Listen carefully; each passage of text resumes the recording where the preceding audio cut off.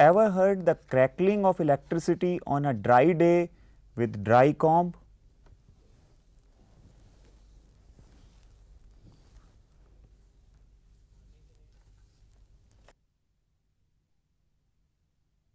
Why this comb attracts the small pieces of paper? Why a balloon rubbed with a woolen sweater or a coat stick to the wall? Similarly, you must have noticed that a glass rod rubbed with a silk cloth or an ebonite rod rubbed with a woolen cloth is able to attract small pieces of paper. In each of these cases, each object becomes electrically charged. Now, the question is how these become electrically charged. To understand this, we have to recall the structure of atom. We know that there is a very small center of the atom called the nucleus. It contains protons and neutrons. Protons have a positive charge, but neutrons have no charge. The electrons carry a negative charge and they may be crudely pictured as moving around the nucleus. The size of the charge on an electron and on a proton is the same. The number of electrons and protons are also same. This means that the positive charge of the proton is balanced by the negative charge of the electrons. Therefore, the atom is neutral or uncharged. What happens when we rub this glass rod with the silk piece? Compared to the glass, silk piece has a greater affinity for electrons. So, in this case, the glass rod will give up electrons to the silk. Hence, the glass rod will become positively charged and the silk will become negatively charged. Similarly, ebonite rod has a greater affinity for electrons than the wool. Therefore, when we rub an ebonite rod with wool, the wool will give up electrons to the ebonite rod. So, the ebonite rod will become negatively charged and the wool will become positively charged. Thus, we have seen how do objects become electrically charged. Now, we can discuss two very important properties of electric charge, and the first is quantization of electric charge. Now, what is quantization? Quantization of electric charge means that any charged body, large or small, has a total charge which is an integral multiple of charge on an electron. That is, Q is equal to plus minus an E. It means Q can be plus minus 1E, plus minus 2E, plus minus 3E or plus minus NE. For example, when we rub a glass rod with a piece of silk, only integral number of electrons can be transferred from glass rod to silk. No fraction of electric charge have been seen. Another important property of electric charge is that it is conserved. Now, what is conservation? Conservation of electric charge means the total charge of an isolated system does not change. To understand this property, let us again consider the example of charging of an glass rod. When a glass rod is rubbed with silk, the amount of positive charge acquired by glass rod is exactly equal to the amount of negative charge produced on silk. the algebraic sum of charges on glass rod and the silk before and after rubbing continues to be 0. Thus, there are two types of electric charges, positive and negative. Positive charges are those which loses electrons, and negative charges are those, negative charge bodies are those which gains electrons. Now, charge a straw by rubbing it with your hair. When we charge this straw by rubbing it with our hair,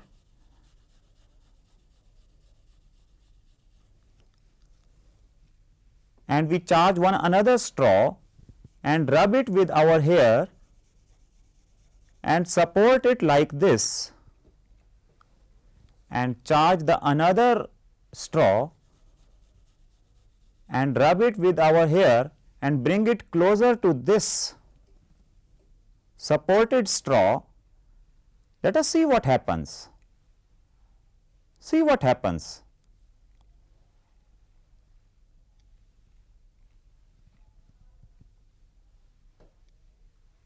Two similarly charged bodies repel each other.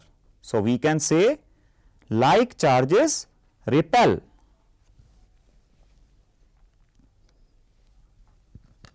Now, charge a glass rod with the help of silk piece. When we charge this glass rod with silk piece and bring it closer to the same straw, supported straw, let us see what happens.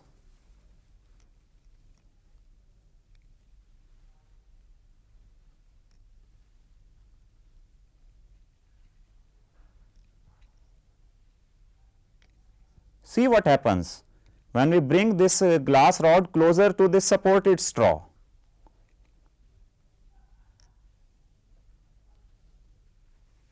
Two unlike charges attract each other.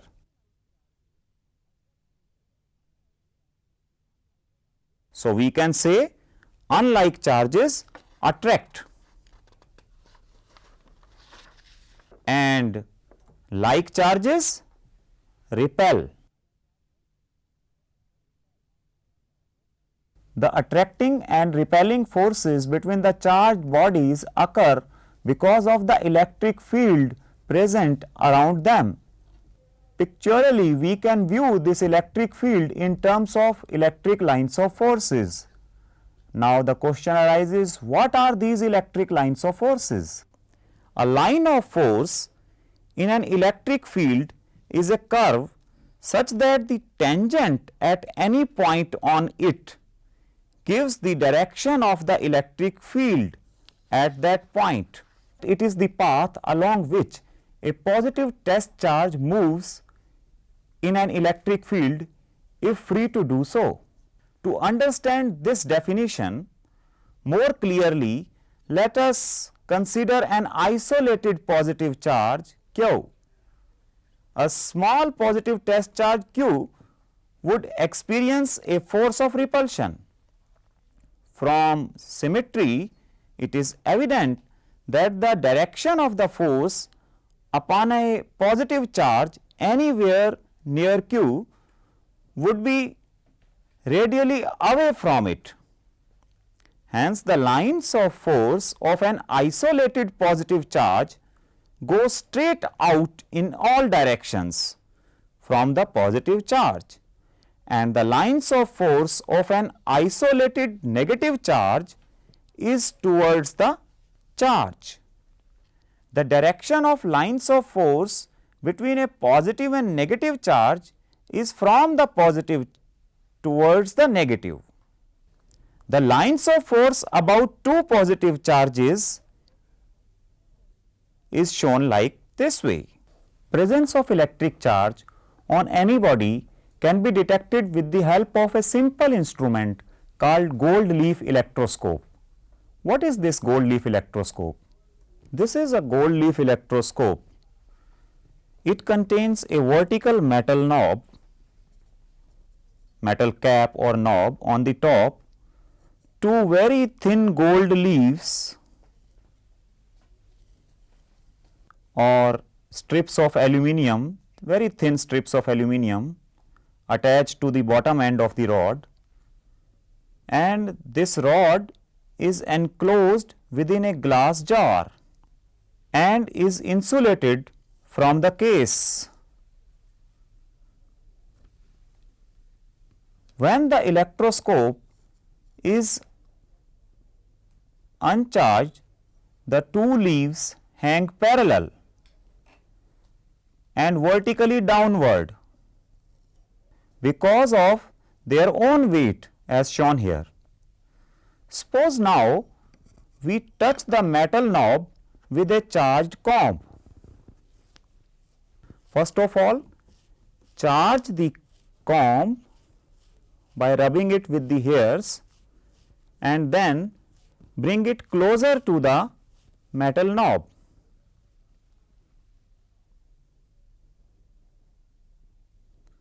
Now see what happens. And touched with this knob, let us see what happens to the gold leaves.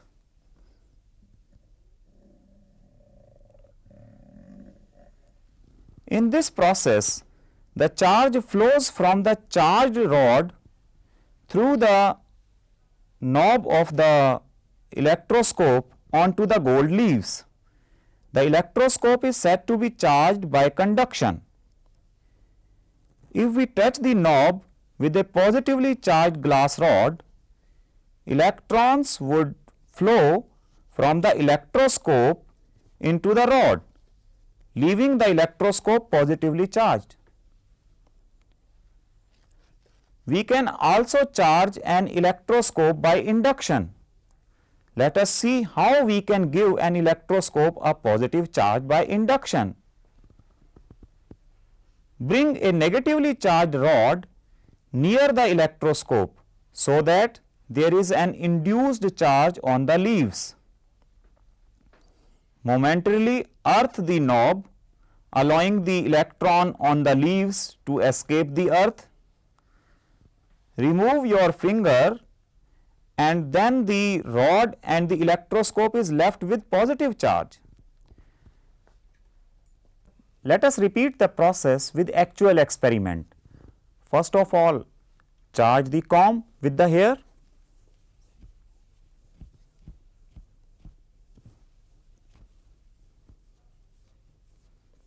And bring it closer to the metal knob of the gold leaf electroscope. Don't touch it, just bring it closer and touch the knob with your finger. Remove the finger and remove the comb. The electroscope is charged positively. To give an electroscope the negative charge, we should repeat the process, but use positively charged glass rod. Remember, when we touch the knob this time, the electron will flow from our finger to the knob.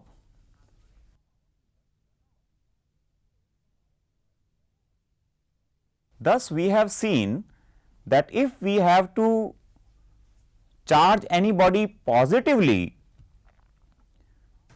we have to remove electrons from it. But if we have to charge it with a negative charge, if we have to develop the negative charge on anybody, then we have to shift electrons to this body.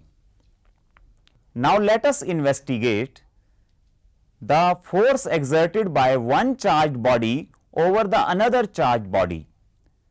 Charles Coulomb first of all given us a law to determine this force. According to this law, the force of attraction or repulsion between 2 point charges is directly proportional to the product of the charges and inversely proportional to the square of the distance between them. The direction of the force on each charge is always along the line joining the two charges. To express Coulomb's law mathematically, let us consider 2 point charges Q1 and Q2. For simplicity, suppose Q1 is located at the origin and r is the position vector of the charge Q2. Now, here Q1 and Q2 is greater than 0 means that both the charges are either positive or negative, and in both the cases their product will be greater than 0. And in the second case, when Q1 Q2 is less than 0, it means both Q1 and Q2 are dissimilar and approaching each other. The force on 2 due to 1 F21 is equal to K Q1 Q2 upon R square R21, where R21 is the unit vector pointing in the direction from 1 to 2, and the force on 1 due to 2 written as F12 is equal to K Q1 Q2 upon R square and R12 with cap. Here unit vector R12 is pointing from 2 to 1. Here K is the constant of proportionality whose value depends upon the units in which F, Q1, Q2 and R is expressed. In SI units, Coulomb is the unit of charge and K, the constant of proportionality, is expressed as 1 upon 4 pi epsilon naught. Here epsilon naught is another constant known as permittivity of vacuum.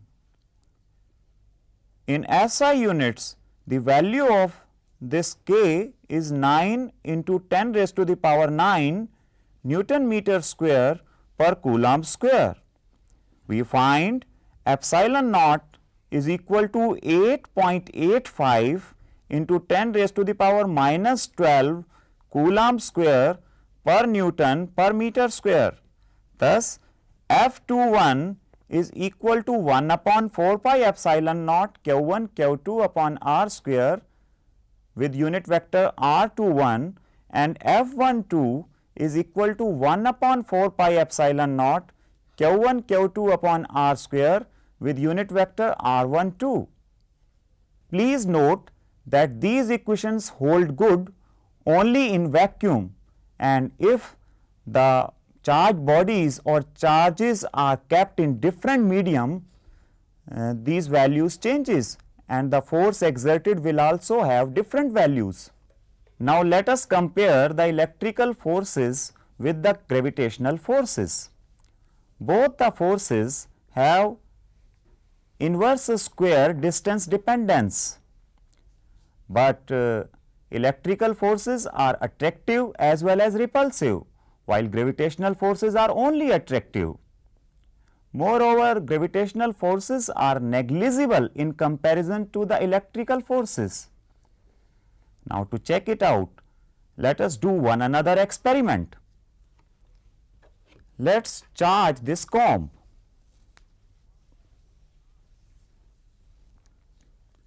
and bring it again to the small pieces of paper and see what happens once again. This is the reason that a dry plastic comb run through your dry hair on a dry day can lift a small pieces of paper upwards and thus overcome the force of gravity exerted by the entire earth on the paper. Now, to recap, we have learned there are two types of charges, positive and negative. We have also learned about the quantization of electric charge.